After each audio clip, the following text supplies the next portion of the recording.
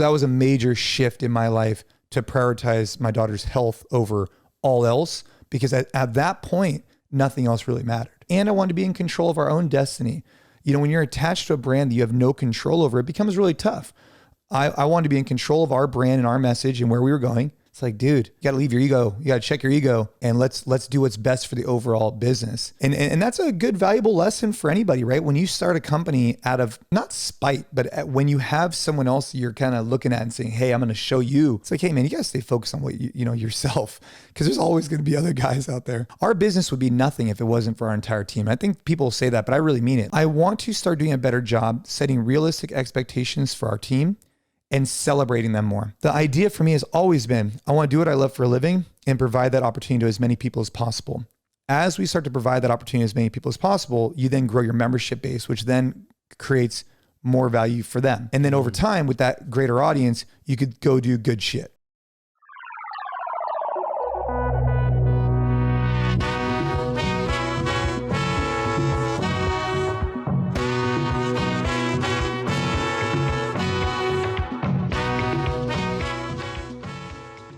Before we got on the mics here, is that just your shift? I mean, I look at you, I remember you when you won the CrossFit Games in 2008, and let's just call it, for lack of a better term, like the CrossFit culture, men coming out of that are fucking masculine. Yeah. High achievers. Yeah, definitely. Right. And so I think that resonates with you. And what I've seen along the way, heard, and obviously we talked about it a little bit, but with your book, you had a moment where you started to see that old program of go, achieve, what's the next mountaintop, what's the next PR, like that was part of my shift as well. Like for me, I was competing in CrossFit. I was training, trying to hit new PRs and fill in the blank. Right. But for what end? Like I wasn't going to the CrossFit Games. Yeah. You were training, you were working out to get better at working out. And you know, at some point you got to realize, like, what are your goals? What are you trying to accomplish? And at the time for me, I was trying to work out to be the fittest on earth to win this competition. That was important to me. And there's money in that. There's money and there's fame and there's sponsorship, all that stuff. But then at some point, right, you got to make pivots and shifts. And you look back, and I think people, like, sometimes, I don't know, man, like for me over the years, like I've had some amazing times competing in CrossFit. I really have. And I've had a great time helping to build a business that's where it is today. And everything that we've done in the back has kind of laid the framework for where we're at today, you know? It's just one of those things where, the Beastie Boys. Yeah, I was going to say, we'll just turn that down a little bit. Dude, the Beastie Boys was rocking. Yeah. But yeah, I mean, I think sometimes when you look back, you know, it wasn't like, I could say, oh man, those were great times, but there's a lot of great times ahead. And there's these things that help you evolve and grow. And you need to shift and make changes as a adult, as you get older, right? You're not going to be the same person at 20 as you are in 30, 40, 50s. And that's a tough, realization for some people, right? And for me, sometimes it struck me hard, but like, it's okay to not be crushing yourself in a workout, or it's okay that you're not maybe the same athlete you were, but now you're focused in other areas. And that like being okay with that and knowing that you have to evolve and grow and shift has been something that I've been working on for the last, couple of years. Yeah. And I think even that applies to business. Oh yeah, for sure. We can always be chasing more dollars, more, creating more businesses. In there is a season in life for that, to create that wealth. But at a certain point, and unfortunately, I don't think enough people wake up to this. And I'm talking about people who've created wealth, like real wealth, and aren't worrying about getting, kind of their needs met on a kind of daily basis. But being able to step outside of that and say, what do I want to create? How do I want to spend my time? Because that's what, again, it's a bit of a cliche, but it's absolutely true that is the resource time that we don't value enough. Yeah, you can't get back. You can't. No.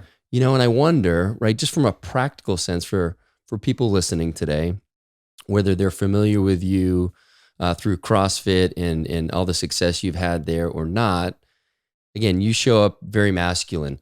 What was there one moment where the light switch flipped, or did you find yourself just kind of changing the way you were moving through life? I mean, I think I've always been like kind of like a hard charger, and I still am today. It's just your priorities shift over time, and like you have a plate, and the plate starts to fill up with stuff, and so for me, there's a point in my life where I was competing to try and be the fittest on earth, which is a very full-time gig, kind of. At the time, it was a full-time gig. Then you have your family. And at first, maybe it just starts with your wife or girlfriend. And then it grows to 1 kid, 2 kids. Well, that starts to get fuller on your plate. And then competing becomes fuller because it becomes more professionalized. And so you need to dedicate more time to it. And then as the business started to grow, that's where I started to realize, man, there's a lot of these things going on. My plate is getting fuller. I only have so much room. What am I going to do to prioritize my time? And for how long can I do this? And then eventually I had to pivot. So like for me, I was dedicating a lot of time to training, a lot of time to the family, a lot of time to the business, but I was kind of like 1 foot in, 1 foot out in a variety of areas. And so that's one of the reasons why I wrote that book, As Many Reps as Possible, is that I found myself, like I'm here with you right now, but I wouldn't really be here with you. Like I'm here talking to you, but maybe I'd be thinking about walking on my hands later on, right? Yeah. And or whatnot. And I wasn't being present and focused in anything I was doing. In particular, the ones that really stand out to me for a while was I would be doing these conference calls with Asia. And I'm sure, when you do business in Asia, like these calls are either early in the morning or late at night. And so traditionally I'd be like on the assault bike taking these calls regularly because we were open up corporate wellness locations all over Asia.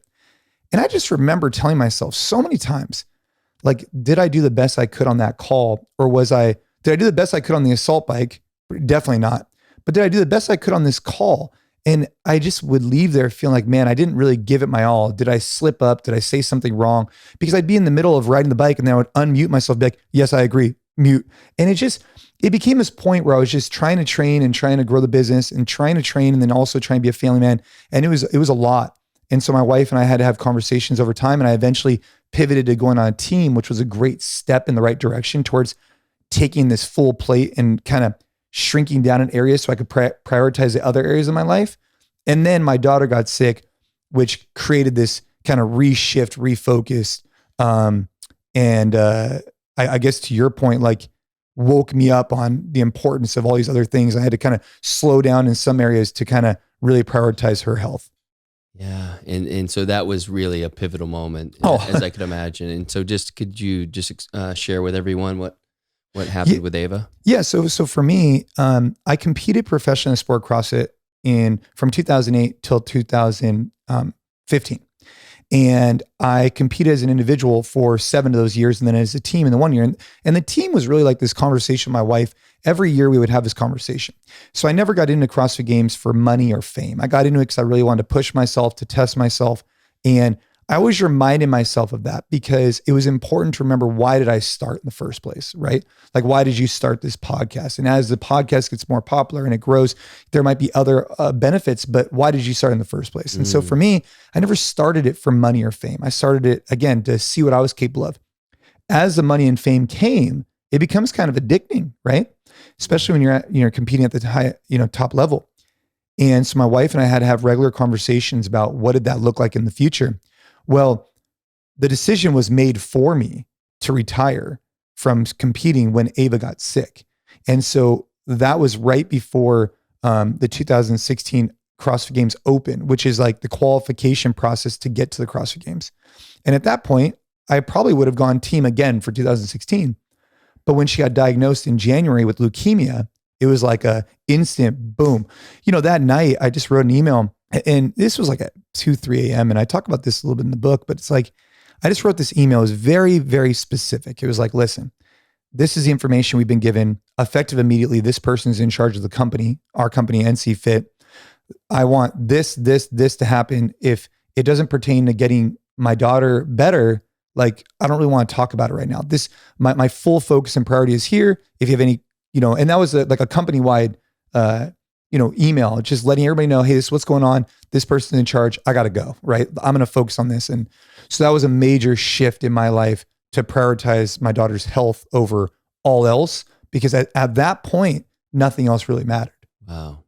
And so how long did, I know she's been in recovery. Is that what you would call it? Recovery? How do you? The word remission is kind of weird. Yeah.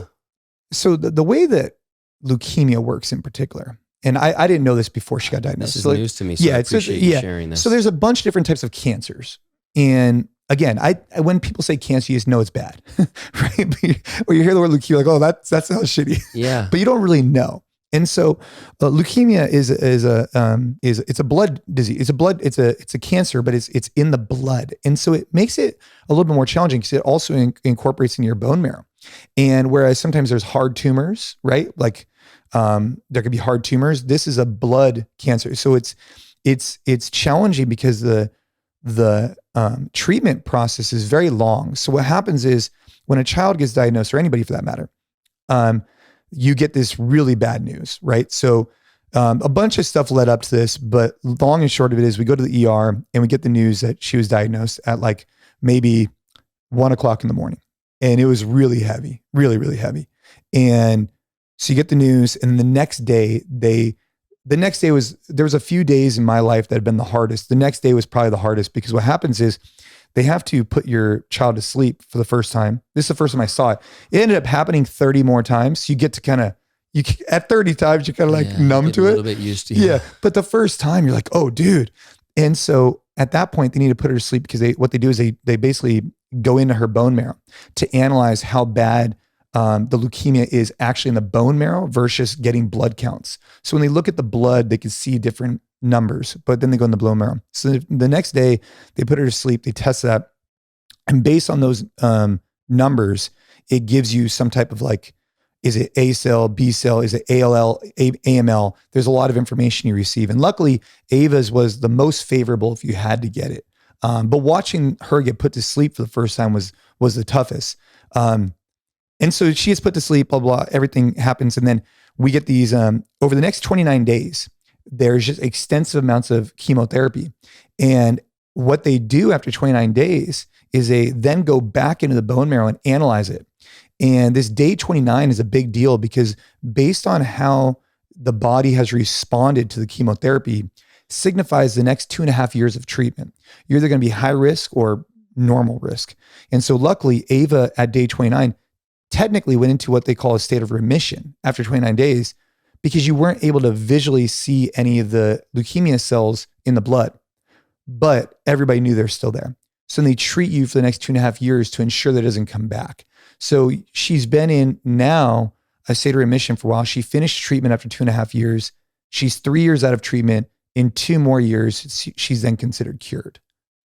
So it's a long treatment plan. Yeah. And boys are even longer because it comes back in their testicles.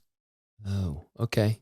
So, dude, well, tell me what, like thinking back on that time, you know, as we were talking about before, I have 3 kids, and you know, I've had different levels of really challenging experiences with their health. Yeah. And I know how that's felt.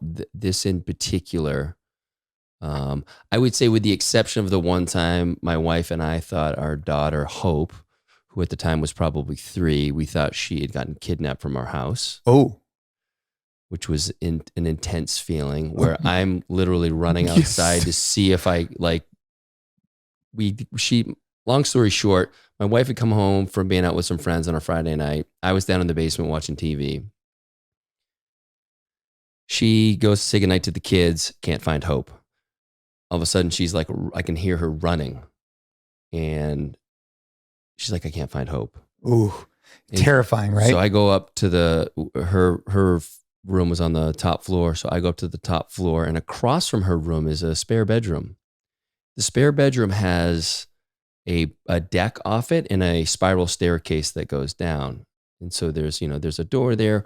We had one of those like eye hooks at the top of the door to like for an extra security to keep that door locked. Right. The door was open. It's fucking never been open. The door is wide open. And we had painters working on the house within the last couple weeks. So we go up there, I see that, and I'm like, holy shit.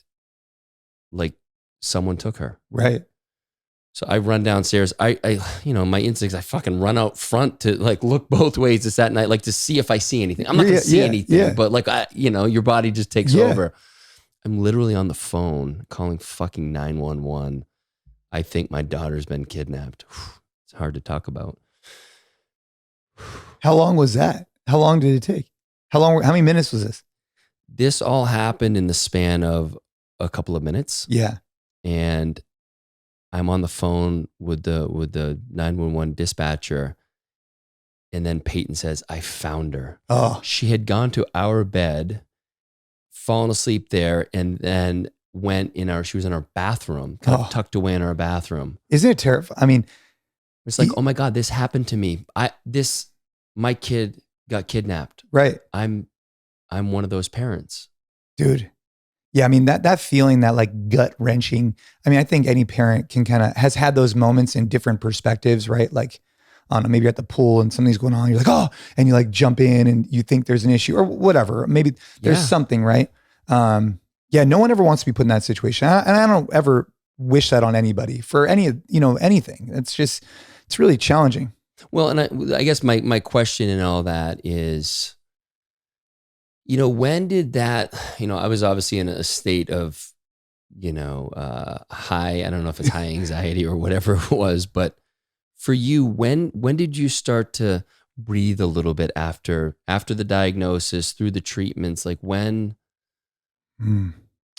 was there anything that allowed you to kind of be in acceptance of what was happening? I think we accepted it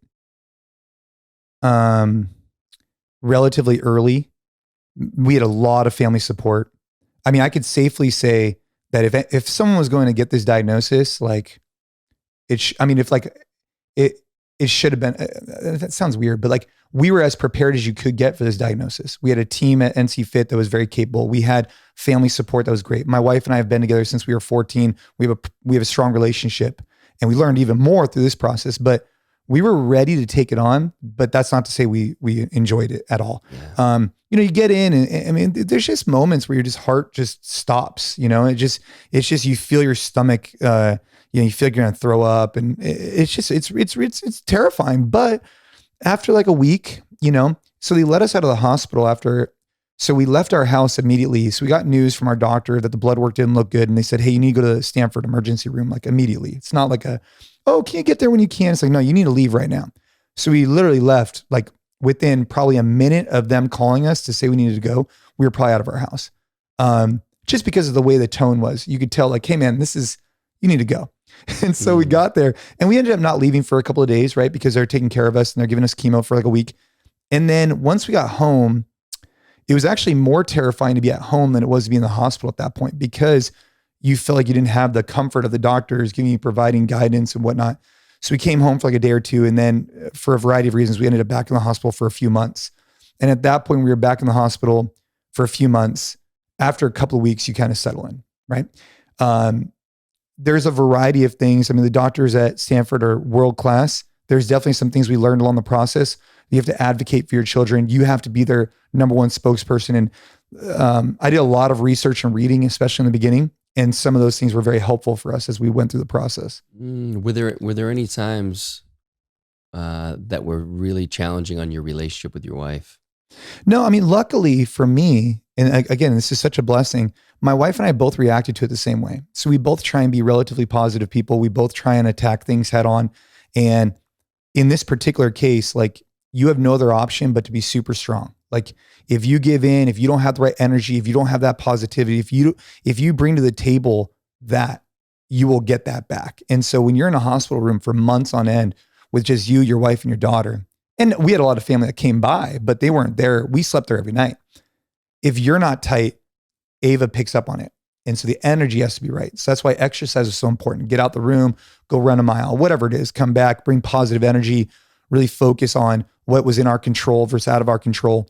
But yeah, Ashley and I, since the very beginning, I mean, she's a no nonsense, like, especially in this particular case, like there was no room for, like, she was just boom, just very diligent about treating Ava, getting through this in a positive mindset. And we had date nights that were really helpful. And I really recommend this for anybody who's in a relationship, is that after a while, especially when you've been with someone for quite some time, you stop to lose some of that like adult conversation, especially when you have kids, because you're always around the kids and it's about the kids, which it should be, but you got to have time for your relationship too. And so once a week when we were in the hospital, or even sometimes more, we would go out and someone would stay with Ava, like my mom or whatever, and we would go to date night. And those were really important for our relationships because they allowed us to talk about something other than what was happening in the hospital and kind of be adults and have a couple cocktails in the meantime. Yeah. So that was important. Those cocktails help lube it up a little bit for sure. Oh, for sure, man.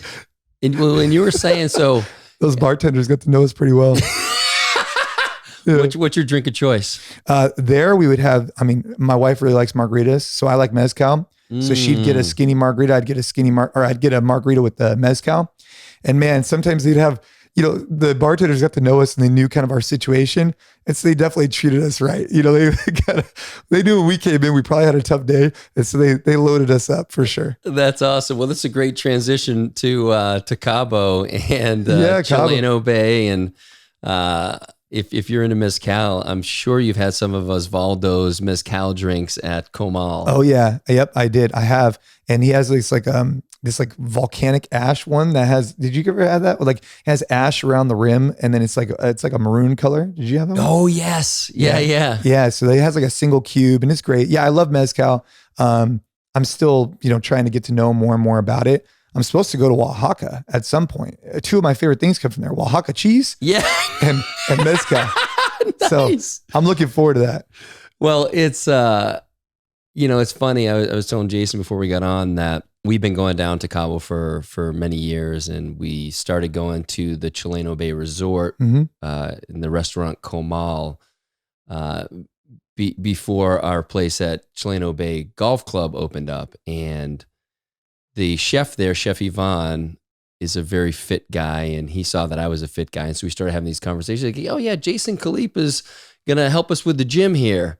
I'm like, dude, that's so random. Like, I know who Jason is, I don't know him, and so you were telling me that you've been going down to Cabo for a long time. Yeah, for years. We've always enjoyed it. I actually proposed to my wife in Cabo, and so it's always kind of had that sweet spot, and so. We would go down there, especially coming from California, super close, easy. So we would travel down there all the time. And I love the food. I love the people. It's great. The weather's amazing. It's awesome. Yeah. And so not being able to go down there for a while, right? We were talking about this as well. COVID for you was a big wake up. And I think it was for a lot of people if we chose to see it. For my family, it was for sure. We weren't traveling like you were. But I'd love for you to share what pre-COVID life looked like for you and your wife and your family, and maybe the tension once you were grounded and how you worked through that. Yeah, I mean, I think for us, so Ava got sick. For a while, we didn't travel. And then traveling has always been kind of a part of my wife's, she really loves to plan. She loves to go do stuff. It's very important to her. So when Ava got sick, we didn't do much traveling for quite a while. So after she started getting better, we started traveling a lot. And we ended her treatment, for example, with we called it a world tour. We were on the road for 6 weeks. We went to Europe. We went to a bunch of different places. We really did it up to celebrate that end of treatment. But that goes to say that almost every week I was traveling for work. On top of that, almost every other week, on average, at least once or twice a month, we were traveling as a family somewhere. And it just became like the norm was being gone instead of the norm being home. And so that was always the case for a while. And obviously, it gets expensive, but it also just becomes kind of unsettling for the kids. I didn't quite realize it at the time. So when COVID hit, it's like, boom, it just shrunk, right? There was no more travel. And so it really allowed us to kind of settle in, get more comfortable being at home, and realize that, let's just say you have your kid's birthday party and you think, oh, we should go to Cabo and go celebrate the birthday. All they really want is to have family and friends around and have a great time. They don't care if they're at Cabo. Yeah, it's cool. It's whatever. But they just care about the experience, right? Being at home and enjoying that with their family. especially at my kids' age of 7 and 10. And that realization was really helpful for us because we wanted to create a home that was more like they felt more comfortable. They were happy there and they didn't always have to be going somewhere like we were. So that was a big realization for us through COVID, which has been really helpful moving forward, is that we're going to have, a couple trips a year, really plan them, get the kids excited about them, but not make the norm be gone versus being the norm be home. So yeah, that was one of the silver linings. And so you'll still travel for business. Yeah. Yeah. What does that look like? Right now, it's not bad. I mean, so in 2011, 12, we launched a major relationship with a company called Western Digital. And Western Digital has locations all over the world. And we implemented their fitness program. And so I traveled all throughout Asia, right? Singapore, Thailand, China, Malaysia, they have locations over there. So I would go to these locations, we would set up their gyms, then we would run their fitness center for them. We still do, right? And so I'd be gone a lot traveling that way. We started creating relationships down in Southern California. We were opening up gyms. And because of all this, or traveling for teaching or CrossFit or teaching seminars or whatnot, it made me on the road a lot. Now I realized I don't have to be doing those things. I could find ways to have other people do it, or it was just something I thought we needed to do. We really didn't need to do it. And did COVID help that? Like being able to see, I think a lot of people woke up to, I can do this as a Zoom call or. Yeah. It made it okay not to travel out. It's like, hey, in hindsight, maybe like with the Asia thing, like, you kind of got to go meet these coaches face to face. There's still a lot of value there, but it didn't have to be the norm. Like, I think you could try and stick with Zoom. And if that doesn't feel like it's creating the right relationship, then you go to step B versus, hey, step A is I'm traveling out. Now it's like there's another option that's in place and it's not unnormal. And so the coaches are local coaches that you're going to you train them into your kind of fitness program ideology. That's right. And so, and that's been a really cool experience too, getting to know these different cultures, how they do business, their food, their whatever. But like take, for example, Japan or Malaysia or China, we would then identify some local talent. So you have to go out there. First off, you would just put out like a social media post, say, hey, we're going to be out here. If you're interested, send us your resume. And then we would maybe start the interview process. We would then meet with people. At that point, we would then send a US-based coach to these areas for like a month or two to train up the staff as we open the location. And we did that for a while. Gotcha. And are you still involved with CrossFit? Not really. I still, I love it. I pay a lot of homage to it. It provided me more. It provided me more than I could possibly explain. And I was as deep as you can get into it for a really long time. Over time, the former CEO and myself just kind of didn't see eye to eye on a few things. And we rebranded from NorCal CrossFit NC Fit primarily because we weren't only offering CrossFit anymore. We had a variety of programs. We were doing corporate wellness. We had a variety of different things. And I wanted to be in control of our own destiny. When you're attached to a brand that you have no control over, it becomes really tough. I wanted to be in control of our brand and our message and where we were going. And we weren't only offering CrossFit. And so those were our main reasons to rebrand and kind of just be on our own path. And I think I think even CrossFit would say that. They'd say, hey, like we want to be in control of our destiny. And that's the way business ownership. That's how they crushed it. They were in control of that. That had to have been hard. I can imagine an icon in the CrossFit world saying, yeah, we're going to rebrand. Yeah. And a lot of people don't know the full background, obviously. And I try not to go too in depth, but at a high level, I did everything in my power. I really feel this way, to have great collaborative conversations with, at the time, the leadership. And we didn't see things necessarily eye to eye, and that's okay. Right. Yes. It's okay. They don't have to align with where I wanted to go, and I don't have to align where they want to go. But at some point, if you're paying affiliation fee or if you're connected, there needs to be some type of value being transferred for this payment you're making and attaching to your brand. And we no longer saw that as a vision for our company for the future. Now, CrossFit is under new ownership, new leadership. So it's a little bit different now. But at the time, those were the decisions we made. And what's it like now? I've been out of it for, I never owned a gym or anything, but I was say balls deep in it for 5-6 years and was really keeping up with what was going on. But has the new ownership created some real value for the affiliates? I think they want to. I think their heart, I think their heart and their mindset is in the right place. I do.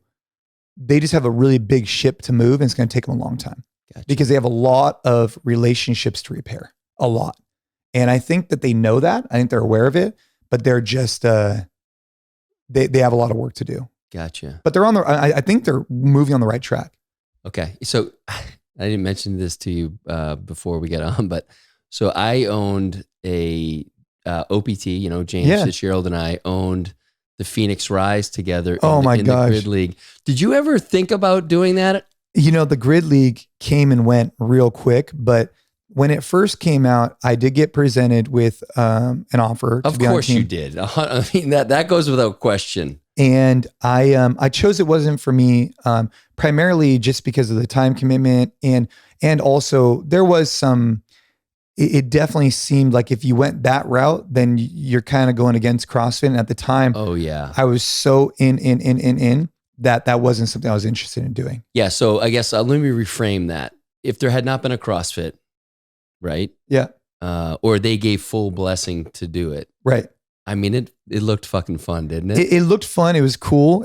I think they, from the get-go though, Grid League tried to be too big, too fast. They should just calm down, yes. Right? You don't need to go rent out Madison Square Garden, right?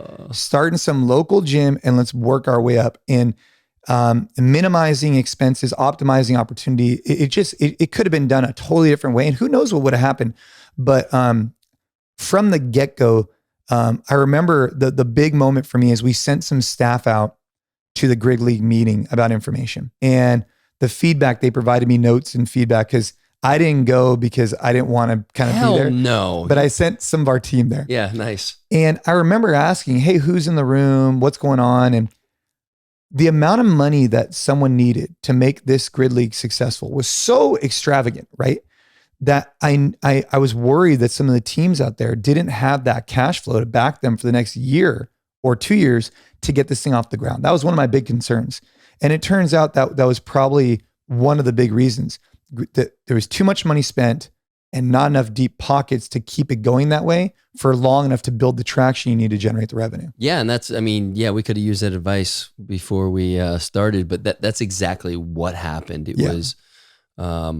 was too big a spend and not enough money raised. And so you kind of just, the league itself ran out of money. The teams were fine, with the exception of one team kind of stopped paying, but the teams were okay. But the problem was, I think I'm making an assumption here, but I was deep in it for the 3 years that it was running. Tony, with all his great, he fucking created a great product, but I think he was too focused on sticking it to CrossFit. Yep. And wanted to go bigger and better and look at what we're going to do. I think that's a really good business lesson from an outside perspective, right? If you knew Tony, right? I knew Tony really well. Yeah. And if you knew how things went with CrossFit, and if you watched the way that he executed on the Grid League, you could see there was a big part of that. Like, hey, I want to go real big. I want to show these guys. It's like, dude, you got to leave your ego. You got to check your ego, and let's do what's best for the overall business. And we will eventually, or he will eventually get to where he wants to be, but you're not going to start off like, and that's a good, valuable lesson for anybody, right? When you start a company out of not spite, but when you have someone else you're kind of looking at and saying, hey, I'm going to show you. It's like, hey man, you got to stay focused on what you know yourself, because there's always going to be other guys out there. Yeah, I think that's a great point. When we let the ego really lead the way, we need an ego to kind of do the work we're going to do.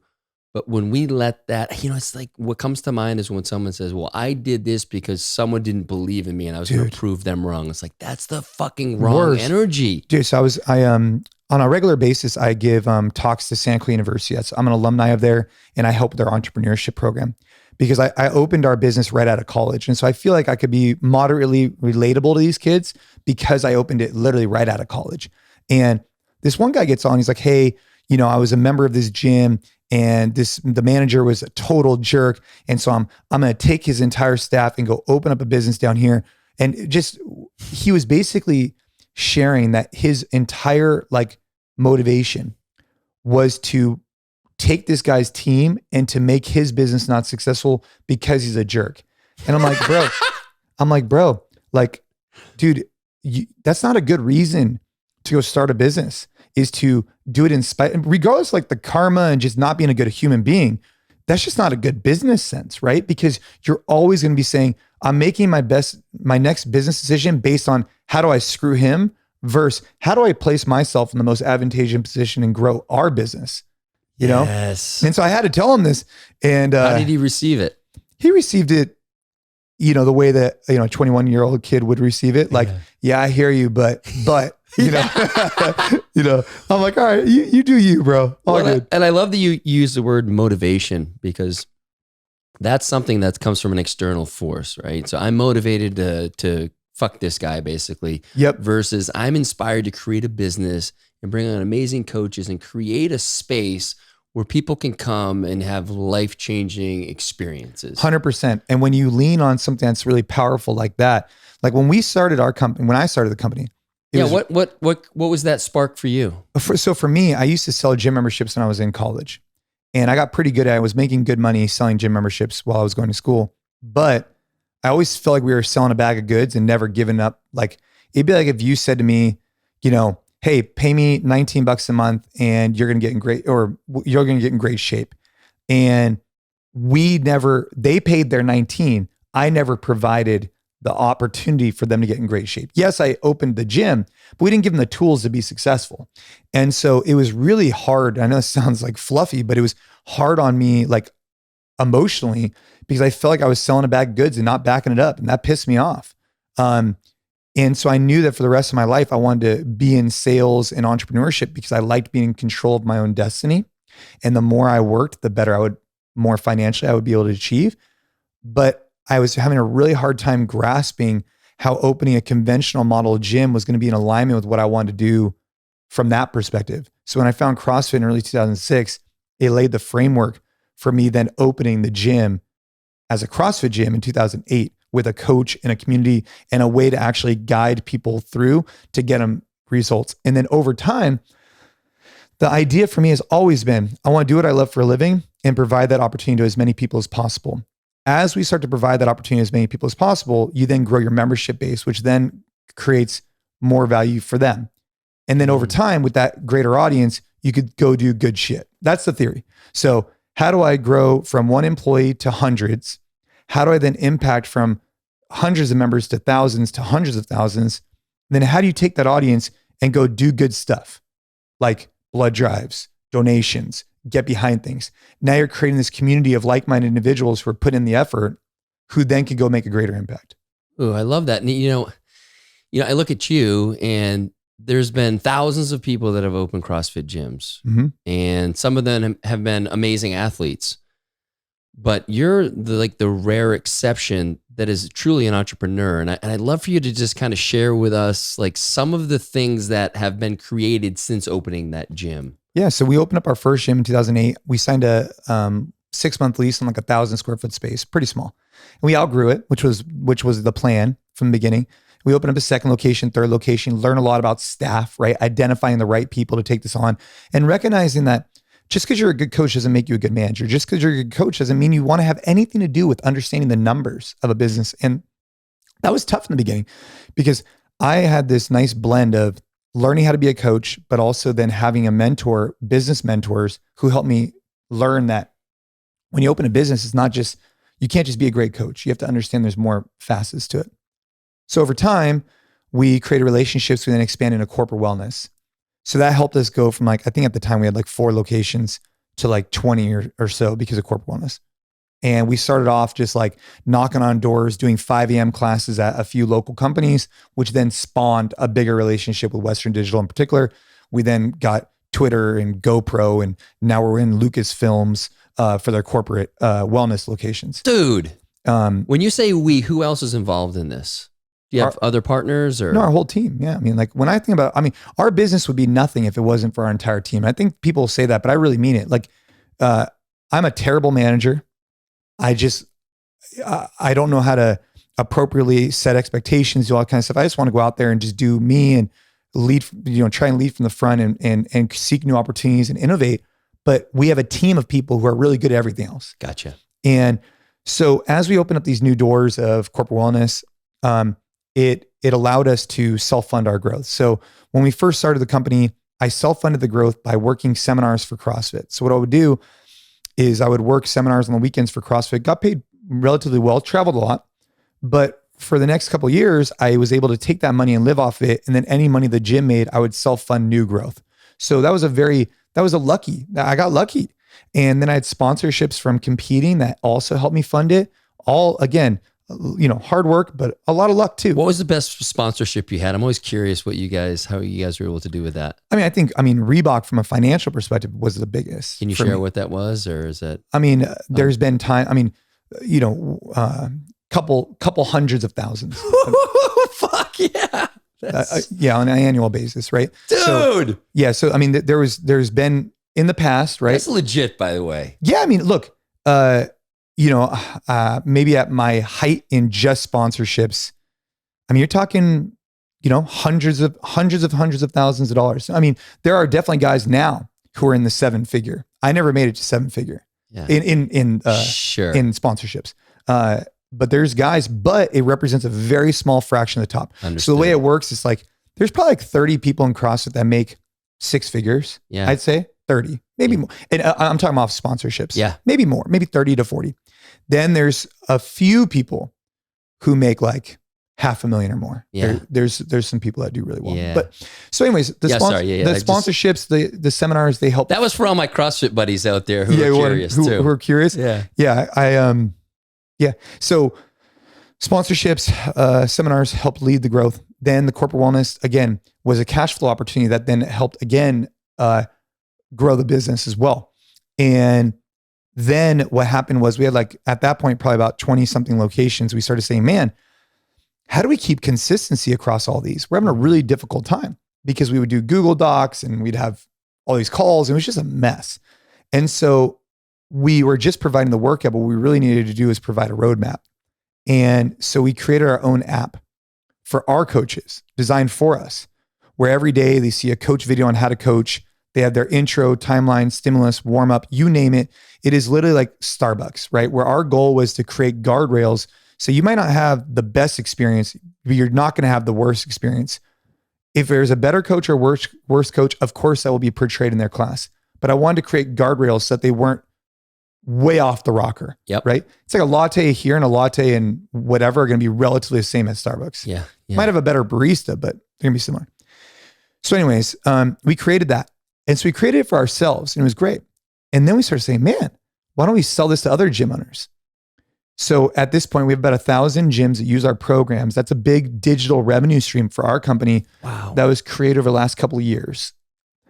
So you have corporate wellness, you have our brick and mortar, you have this B2B, kind of concept. But what we never really thought about was like the total available market. And I wish as an entrepreneur, I would have sat back and said before any opportunity, what is the total available market? What's success really here? So there's about 10,000 CrossFit strength conditioning gyms and we have 1,000 of them. What is the opportunity? Maybe we get more, but there's millions and millions of people that we're not impacting right now. And so our current step is we just rolled out a new NC Fit app, and that is for the end user. We've already had another one, but it was never a focus for the company. Now, as you heard me say earlier, the goal was do I love for a living, provide as many people that impact more people. Well, not everybody can go to our gyms. So how do we impact people all over the world? And that's through our new NC Fit app. And so that's the newest initiative for the company and one that I'm very excited about. Awesome. And we'll share all this stuff in the show notes, but can you give us a little bit of, I'm imagining a lot of it is based around some home workouts and stuff like that. Yeah. So, I mean, like I said, we've already had, we have the proven brick and mortar. We've been in the trenches for a decade plus. How do we take that coaching and bring it to someone who's maybe at the gym by themselves in the garage, like your gym, and provide them a premium experience? Well, this new app, we're really proud of it. So I'm obviously biased, of course, but you get daily workout options with short videos to tell you what to do. So let's just say a guy like you, hey, you just want some motivation. Today's workout is X. Here's your warm up. Watch a 2 to 3 minute video explaining maybe hey, on today, try and focus on this, on whatever, right? It's just like a snapshot. Then you go out, we have custom integrated music. You can play the music and you go do your thing, right? That's option A. Option B is where we're kind of taking on, the on-demand content is pretty popular right now through Peloton and others. We are bringing the functional training version of that. And so we signed a partnership with Fit Radio where we can now have, one of the problems we had is we would create this on-demand workout, but you'd have like generic music in the background. So it'd be like me doing a workout 45 minutes long, 30 minutes long, whatever it is, with like do on the background, right? Because you can't have for licensing? Copyright. Yeah. Yeah. So we said, dude, what are we going to do? So we signed a deal with Fit Radio. So what happens is you have two separate audio tracks, which again, I'm really proud of. So I'm just sharing this at a high level. You have your video audio track where your coach is taking you through the workout on demand. You have your music track where you could pick whatever music you want. And then you could gauge how loud or how soft each one is. So for people with a TV in their garage gym, they could mirror it there, or you could put on your iPad or put on your phone. But we are, in my opinion, industry leading for functional training at home through this new app. Dude, and when did this get released? This week. So, oh, come on. Yeah. Or actually, yeah. It released on Monday. No shit. Yeah. So we're fired up for it, man. Dude, that's awesome. So how are you getting this out to the people? Right here. Yeah. Aside from this, no, obviously social, through collaborative partnerships and, social partnerships, influencers that we feel like align with our brand and where we're going. And, that's the initial start. What's if you had to say, hey, I'd love to get this many users by year end, is there a number? The original goal was 1,000 users within a month, right? That was the original goal, which that will be surpassed. After the next 30 days, I'll come back to you with the goal. Yeah, and I'll share with you why. I want to start doing a better job setting realistic expectations for our team and celebrating them more. We do a terrible job of celebrating when we do wins. We would work on contracts with these companies for months and months and months. By the time you actually get it, and I'm sure you've felt this before in business, you're so burnt. They're just like, oh, hey, that deal got signed today. It's like, dude. Deal fatigue, right? Yeah. And so what I want to be able to do is after 30 days, evaluate, hey, our goal is 5,000, 10,000, 20,000, set the timeline, and then actually create tangible things that we're going to do when we hit those numbers, because otherwise we'll never do them. There's always a reason not to, like, I don't know, maybe that's just our culture, but it's always like, we want more. We want to strive better. We want to improve the product. We want to, and then at that point, you're never actually celebrating these small wins. You're always looking ahead. You're never in the present moment of, you're right, celebrating of like, look at what we've done. Yeah. Holy shit. We definitely need to do a better job of that. Yeah, good for you. And so how long did it take to get to this past Monday? Like, how long is that to get this app working for the end user? Years. So we had some developers on our old app, and that we already had the athlete version. We then found new developers like a year and a half ago. And so those have been the great partners, but it took us years and years and years to kind of like develop the content strategy we have now, right? Where we film every week. We have 4 new workouts every day, 365. We have an on-demand library that's super robust. We have a movement library that has hundreds and hundreds of movements in it. So all of this filming has been occurring through COVID and even before that. And so it's taken us a long time. And so that's why this is a big week. It's app launch week, and this is the end of it. That's awesome. Well, yeah. I'm stoked to have you on here. So I guess maybe in closing, I'd love to see kind of what else, two things. What else is alive for you right now? And I know that I'd love to hear you talk about the Jiu Jitsu stuff. In the grappling. But what does the next 5 or 10 years look like for you? What is it? What feels good? What feels good is being in the right mindset and right physically position for my kids to be the best, husband, father I could be. Like that feels good, right? It feels good to have a team around me and a business that we really feel prideful in. And those are things I want to lean more into, right? Is how do we attract more people to our brand of NC Fit to get in great workouts to impact their life? Yes, there's a business case for it. Do we want to create profitability? Of course, but it needs to be deeper than that. And it is. That's the reason why I got into fitness space. I started working in the fitness business when I was 15. And so 20 years. And it's all I know. And I just want to share it with more people. So it's doing more of that. And it's spending really good quality time with my kids at this age, because it's a really fun age, like 7 and 10. My son's playing baseball. My daughter's really into like baking and artistic stuff. I actually have, today's Friday. On Sunday, we have a cook-off. And I'm actually pretty worried about this because she's a really good baker. She's a really good baker. And so we're having a cook-off on who can make the best, not cinnamon bread. Yeah, cinnamon bread. Or cinnamon muffin, something like that. Cinnamon roll, because there's a degree of difficulty there. Yeah, I wrote it down in my notes.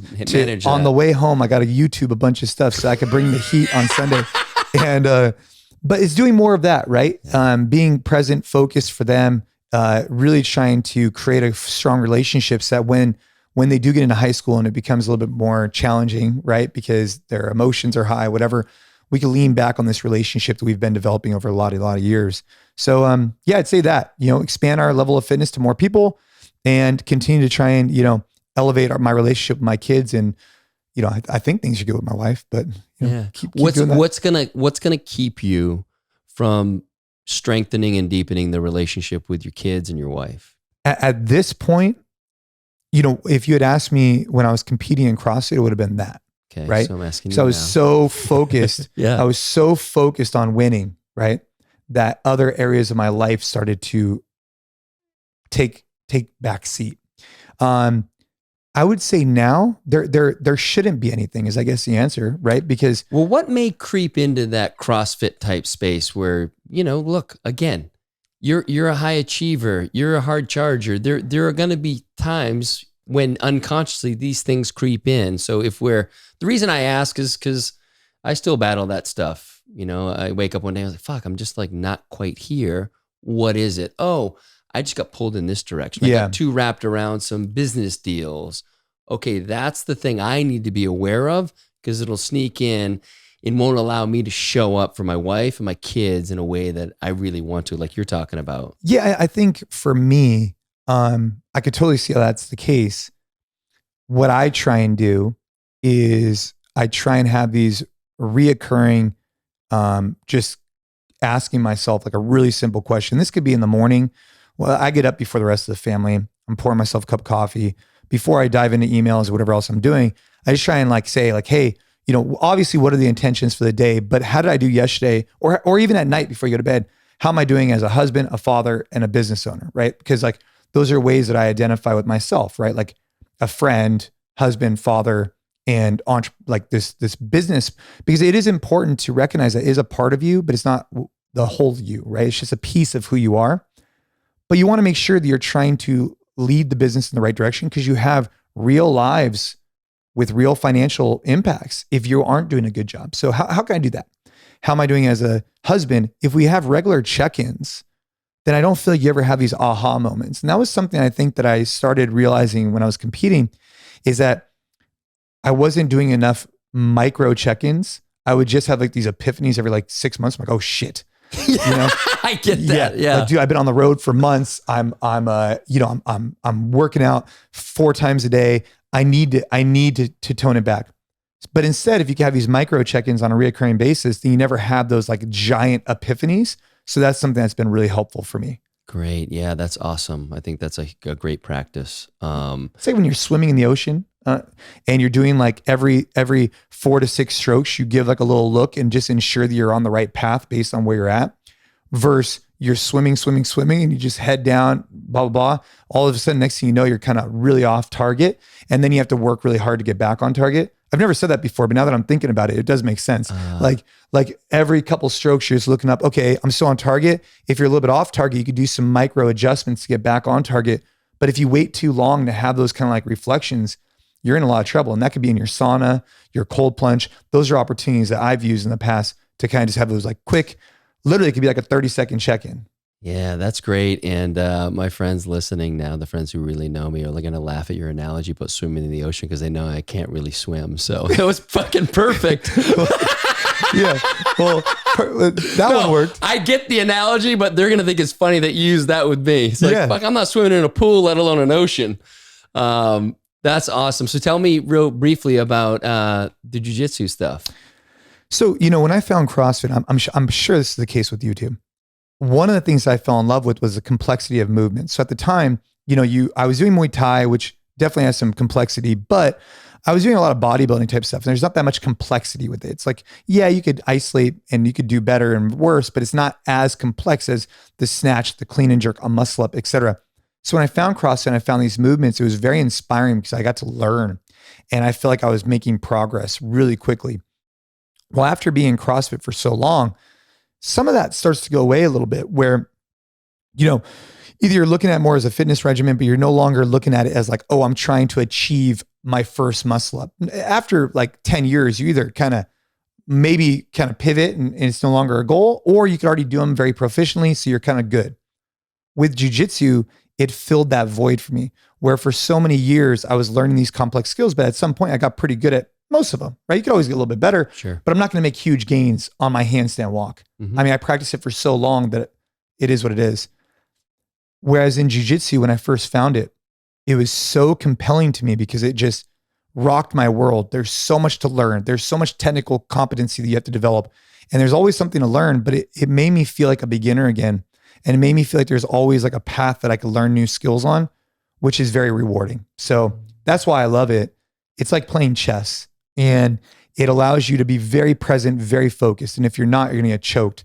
So unlike anything else I've ever done in my life, jiu-jitsu, you probably have to be more focused than anything because you have this partner who's providing feedback. So not only do you have to be willing to have a dynamic situation that you're not in control of, but you also have to be willing to be super focused and not worry about your emails, your business, or anything else.